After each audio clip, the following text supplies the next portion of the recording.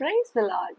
நம்முடைய நண்பர்கள் செய்யும் தீமையோடு துணை நிற்கிறோமா, அல்லது நம்முடைய உறவினர்களோடு அவர்கள் தீமை செய்யும் போது நாமும் சேர்ந்து தீமை செய்து கொண்டிருக்கிறோமா?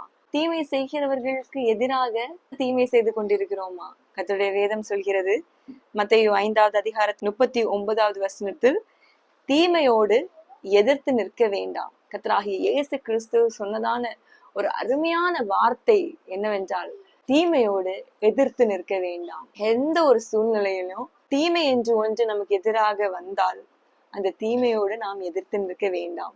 அதற்கு உதாரணமாக இயேசு கிறிஸ்து அநேக காரியங்களை சொல்லி இருக்கிறார். ஒருவன் உன் வலது கன்னத்தில் அறைந்தால் அவனுக்கு மறு கன்னத்தை திருப்பி கொடு.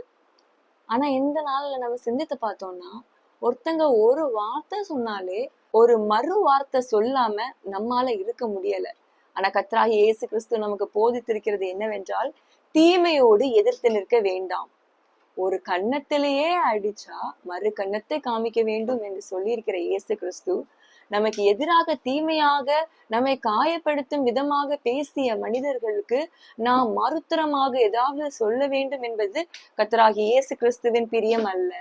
இன்னும் அநேக உதாரணங்களை கர்த்தராகிய இயேசு கிறிஸ்து அங்கே சொல்கிறதை நாம் பார்க்க முடிகிறது. அதை உங்களுக்காக நான் வாசிக்கிறேன். உன்னோடு வழக்காடி உன் வஸ்திரத்தை எடுத்துக்கொள்ள வேண்டும் என்றிருக்கிறவனுக்கு உன் அங்கேயும் விட்டுவிடு. ஒருவன் உன்னை 1 மைல் தூரம் வர பலவந்தம் பண்ணினால் அவனோடு 2 மைல் தூரம் போ.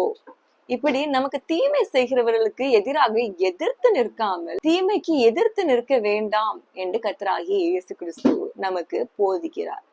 இந்த போதனையின்படி நாம் நடந்தால் நிச்சயமாக கர்த்தராகிய இயேசு கிறிஸ்து நம் வாழ்க்கையின் மூலமாக, நம் செய்கையின் மூலமாக நிச்சயமாக அவர் மகிமைப்படுவார். நாம் வாழ்கிறதே கர்த்தராகிய இயேசு கிறிஸ்து நம் வாழ்க்கையின் மூலம் மகிமைப்பட வேண்டும் என்றுதான் நாம் வாழ்ந்து கொண்டிருக்கிறோம். இப்படியாகிய கர்த்தரின் போதகமான தீமையோடு எதிர்த்து நிற்க வேண்டாம் என்கிற போதகத்தை நாம் பின்பற்றுவோம். அநேகருக்கு ஆசீர்வாதமான ஒரு வாழ்க்கையை வாழுவோம். கர்த்தர் நம் வாழ்க்கையின் மூலம் மகிமைப்படுவார். கர்த்தர் உங்களை ஆசீர்வதிப்பார். God bless you. Amen. God bless you.